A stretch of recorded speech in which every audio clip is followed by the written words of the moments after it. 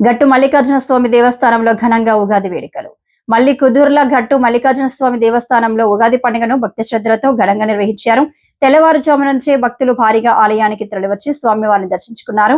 ఈ సందర్భంగా ప్రత్యేక అభిషేకాలు, అర్చనలు నిర్వహించగా ఆలయ ప్రాంగణాన్ని పూలతో అందంగా అలంకరించారు. పండితులు నిర్వహించిన పంచాంగ శ్రవణం కార్యక్రమం భక్తులను ఆకట్టుకుంది. కొత్త సంవత్సర ఫలితాలను ఆసక్తిగా విన్న భక్తులు ఆనందం వ్యక్తం చేశారు. భక్తులకు ఉగాది పచ్చడిని ప్రసాదంగా పంపిణీ చేయగా భక్తి గీతాలు, హరినామ సంకీర్తనలు ఆలయ పరిసరాల్లో ఆధ్యాత్మిక వాతావరణాన్ని సృష్టించాయి. ఈ వేడుకలకు పరిసర ప్రాంతాల నుంచి పెద్ద సంఖ్యలో భక్తులు హాజరై స్వామివారి ఆశీర్వాదం పొందారు.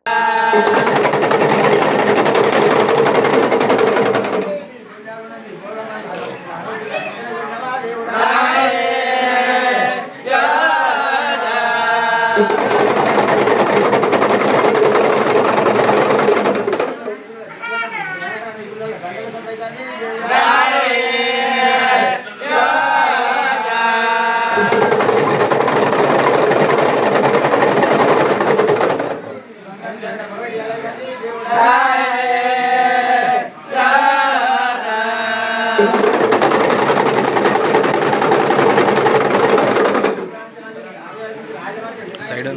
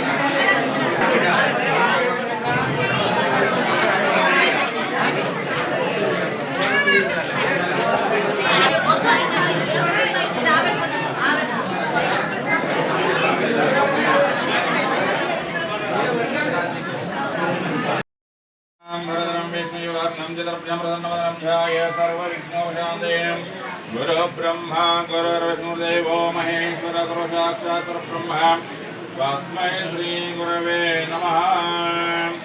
आदित्याय सोमाय मंगलाय बुधाय गुरुशुक्रशनि वेद्य राहवे केतवे नमो नमः। ओम गणान्त्वा गणतुपवामहे कविं कवीं नमस्तमस्तवं ज्येष्ठराजं ब्रह्मणा ब्रह्मणोदवेसीदसादनं। ओम श्री महागणाधिपतये नमः। नमस्कारां समर्पयामि। ओम नमः शिवाय नमोनाभ्यां परस्पराकृष्णाविन्द्रकन्यां विषगेणाभ्यां नमो नमः शङ्करपार्वतीभ्यां। ओम श्री भट्टमल्लिकार्जुनस्वामिभ्यो नमः। नमस्कारां समर्पयामि।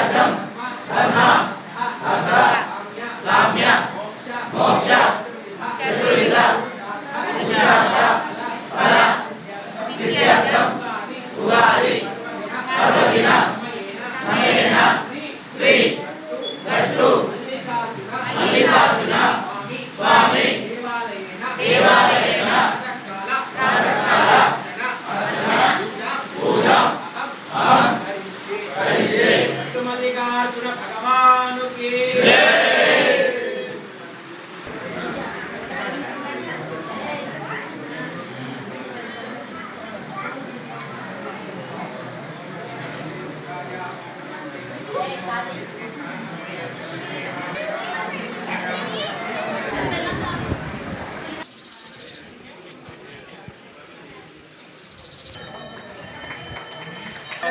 కొంచెం జరగన్నా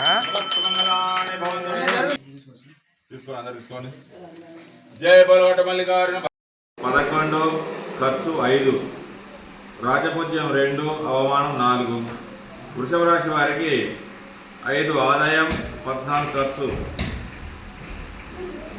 రాజపూజ్యం 5, అవమానం 4. మిథున రాశి 8 ఆదాయం 11 ఖర్చు, ఒకరు మంచి అంటారు 7 చెడు అంటారు. కర్కాటకం 2 ఆదాయం 11 ఖర్చు, 4 మంచి 7 చెడు అంటారు. సింహరాశి వారికి 5 ఆదాయం 5 ఖర్చు, 7 మంచి అంటారు 7 చెడు అంటారు. కన్యారాశి 8 ఆదాయం 11 ఖర్చు, 3 చెడు అంటారు 3 మంచి అంటారు.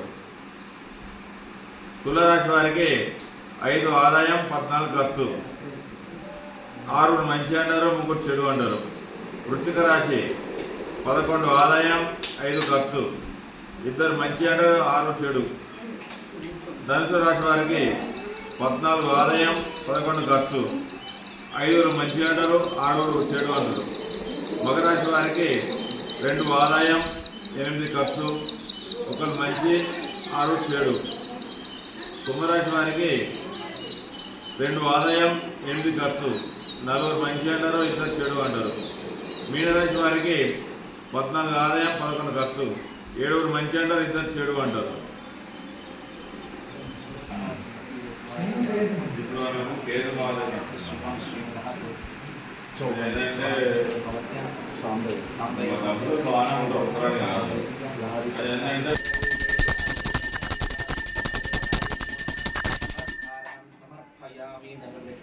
मल्लिकार्जुन भगवान की जय।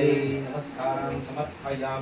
शतमानं भवति शतायुः पुरुषस्येन्द्रिय आयुष्येवेन्द्रिये प्रतिष्ठते। श्री मल्लिकार्जुन स्वामी परिपूर्ण अनुग्रह प्रसाद सिद्धिरस्तु।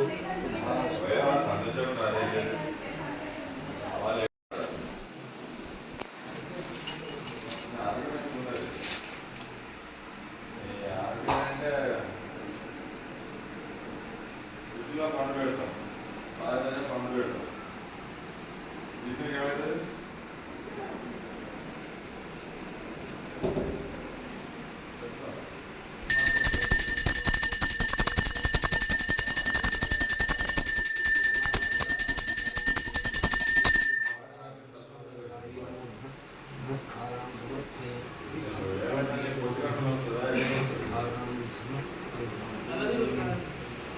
మనకు మల్లికార్జున స్వామి గట్టుకు వెలిశాడు లింగ రూపంలో. ఆ లింగము కూడా ప్రతి సంవత్సరం కూడా చింతాకు మందం పెరుగుతూ ఉంటుంది. అదేవిధంగా అలానే మనకు ప్రత్యేకతమైన గుండంలో కోనేరులో కూడా స్నానం చేసుకొని పైకి వెళ్ళి స్వయంభూ ఆంజనేయ స్వామి విగ్రహాలు ఉంటాయి. అక్కడ కూడా స్వామివారిని దర్శించుకొని కిందికి వస్తారు.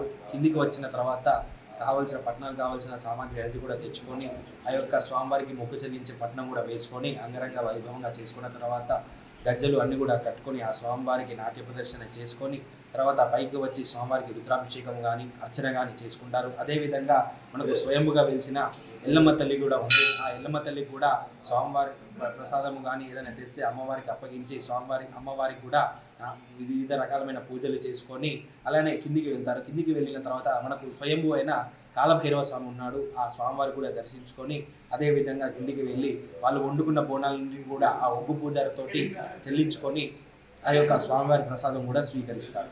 ప్రజలందరికీ కూడా ఉగాది శుభాకాంక్షలు. అలానే మనకు ఉగాది రోజున శ్రీ గట్టు మల్లికార్జున స్వామి దగ్గర ఉదయాన్నే రుద్రాభిషేకం జరిగిన తర్వాత ఒగ్గు పూజారులందరూ కూడా ఆ స్వామివారికి భజన చేసిన తర్వాత ఈ యొక్క మన ఉగాది పచ్చడి షెడ్యూల్తో చేసే పచ్చడి అందరూ కూడా ఆ స్వామివారికి నివేదనగా చూపించేసి అన్నీ కూడా చేసుకున్న తర్వాత గోత్రామాలతో అర్చనలు అన్నీ కూడా చేసుకున్న తర్వాత అందరికి కూడా ఇక్కడ కూర్చోబెట్టి ఆ స్వామివారి యొక్క మన ఉగాది పచ్చడి కూడా అందరికి కూడా స్వీకరిస్తాము.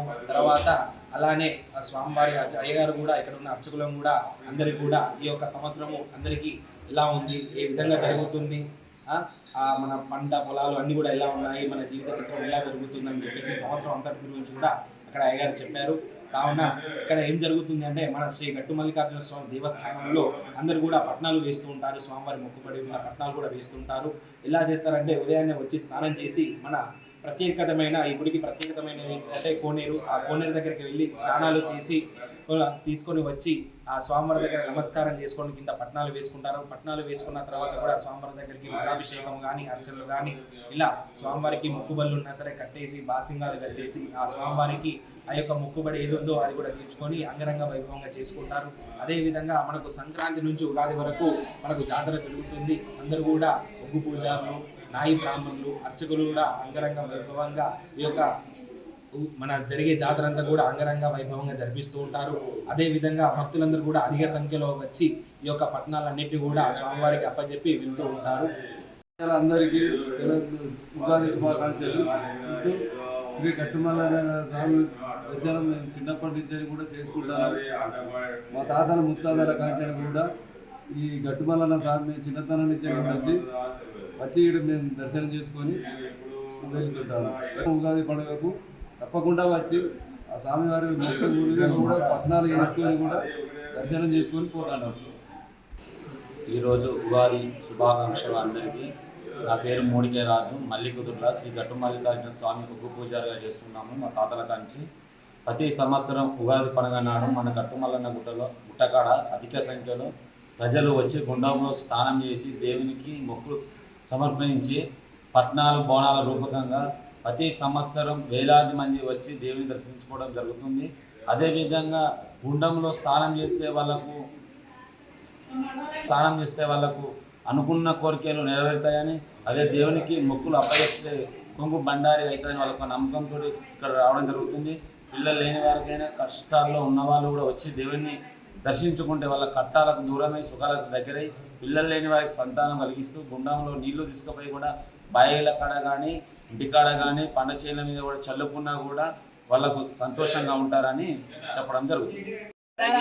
ఉగాది శుభాకాంక్షలు భక్తులందరికీ. శ్రీ గట్టు మల్లికార్జున దేవస్థానం, మల్లికూర్ల, వేలేరు మండలం, జిల్లా హన్మకొండ.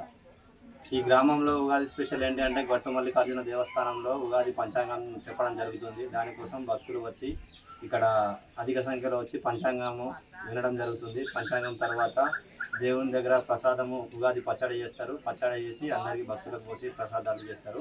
ఇక్కడ మేము నాయ బ్రాహ్మణులుగా కొన్ని సంవత్సరాలుగా మా తాతలు, మా తండ్రులు, తర్వాత మేము ఇక్కడ మాకు వంశపారపర్యంగా వస్తున్న ఆచారం ఇది. అందులో మేము ఇక్కడ దేవుని దగ్గర సేవ చేసుకోవడం, ఈ నాయ బ్రాహ్మణ వృత్తి చేసుకోవడం అనేది మాకు సంతోషంగా ఉంది. కాబట్టి ఇక్కడ డెవలప్మెంట్ కూడా ఇంకా కొంచెం బాగా చేసుకోవాలని మేము కూడా కోరుకుంటున్నాం. మాకు కూడా కొంచెం వసతులు కల్పించాలి నాయ బ్రాహ్మణులకు. అలాగే ఇక్కడ భక్తులకు వచ్చేవారికి ఎవరికి ఇబ్బంది లేకుండా కొంత వాటర్ కానీ బాత్రూమ్స్ కానీ ఇంకేమన్నా వసతులు ఏమన్నా కానీ ప్రభుత్వం దృష్టికి తీసుకెళ్ళి మాకు కొంచెము ఇక్కడ సేవలు మెరుగుగా చేయాలని మేము కోరుకుంటున్నాం. శ్రీ గట్టుమల్లికార్జున దేవస్థానం మల్లికూరులో ఇక్కడ ఏంటి అంటే పూర్వం అర్చకులు చెప్పిన విధంగా ఇక్కడ ప్రత్యేకత ఏమిటి అంటే ఇక్కడ స్వయంభుగా శివలింగం వెలిసింది. స్వామివారు కూడా స్వయంభుగా వెలిచారు. అలాగే చింతాకు మందము ప్రతి సంవత్సరం పెరుగుతుంది అనే మా పెద్దలు చెప్పారు. అదేవిధంగా శివలింగం చింతాకు మందం పెరగడం జరుగుతుందని చెప్పేసి మా పెద్దలు చెప్పారు. అదేవిధంగా ఇక్కడ ప్రత్యేకత ఇంకా ఏంటిదంటే కొండపైన కోనేరు ఉంటుంది. ఫస్ట్ వచ్చిన భక్తులు అందరూ కింద బండ్లు ఇట్లా అన్ని పెట్టుకొని కొండపైకి పోయి స్నానాలు చేసి ఆ తర్వాత కిందికి వచ్చి వాళ్ళు మళ్ళీ బోనాలు చేసుకొని పట్నం వేసిన తర్వాత దేవుని దర్శనం చేసుకోవడం జరుగుతుంది. ఇక్కడ ఏంటి అంటే మనకు సంక్రాంతి నుంచి ఉగాది వరకు మనకు జాతర బ్రహ్మోత్సవాలు జరుగుతాయి. ఈ బ్రహ్మోత్సవాలు ఇక్కడ చాలా బ్రహ్మాండంగా జరిపిస్తారు. మా ఈవో కానీ అర్చకులు కానీ ఇక్కడ సిబ్బంది కానీ అంతా ఉగ్గు పూజారులు నాయ బ్రాహ్మణులు ఇక్కడ సిబ్బంది అందరు కలిసి చాలా బ్రహ్మాండంగా చేస్తారు. ఈ కొంచెం వస్తువులు అనేవి మాత్రం కొంచెం మెరుగుగా కావాలని మా చిన్నప్పుడు ఏమీ లేవు. ఇప్పుడు చూసుకుంటే అందుకు కొంచెం మెరుగుగా వస్తువులు జరిగినాయి. ఇంకా బాగా కావాలని మేము కోరుకుంటున్నాం. ఇక్కడ ప్రత్యేకత ఏంటంటే కొండపైన స్వయంభుగా ఆంజనేయ స్వామి కూడా వెలిశారు. కొండపైన కోనేరులో స్నానాలు ఆచరించిన తర్వాత పైనకి ఆంజనేయ స్వామి దగ్గరికి పోయి కూడా అక్కడ దర్శనం చేసుకుంటారు. అదేవిధంగా స్వామివారి వెనుక భాగంలో ఎల్లమ్మ తల్లి కూడా స్వయంభుగా వెలవడం జరిగింది. ఆమె కూడా ఇక్కడ ప్రత్యక్షంగా వెలిచింది. ఆమె కూడా ఇక్కడ బోనాలు చేస్తారు, పట్నాలు చేస్తారు. పెద్దపట్నం అనేది శివరాత్రి రోజు నైట్ 12 గంటలకు పెద్దపట్నం వేయడం జరుగుతుంది. అది తెల్లవారి వరకు కంటిన్యూ అవుతుంది. అది అయిపోయిన తర్వాత ప్రతి ఆదివారము బుధవారము పట్నాలు వేయడం జరుగుతుంది. ఒగ్గు పూజారులు ఒగ్గు కళాకారులతో పట్నాలు జరిపించడం జరుగుతుంది. అలాగే మన బ్రాహ్మణుల చేత పూజలు పొద్దున జరుగుతాయి. సాయంత్రం ఎప్పటికీ వాళ్ళు ఇక్కడ సిబ్బంది ఉండి మనకు భక్తులకు ఏ సౌకర్యాలు కావాలన్నా వాళ్ళు కల్పించడం జరుగుతుంది. ప్రతి ఆదివారం బుధవారం మాత్రం ప్రత్యేకంగా ఇక్కడ స్వామివారికి ప్రత్యేకమైన రోజు కాబట్టి అదే రోజు భక్తులు ఎక్కువ సంఖ్యలో వచ్చి ఇక్కడ పట్నాలు వేసి వాళ్ళ మొక్కులు అనేది తీర్చుకుంటారు.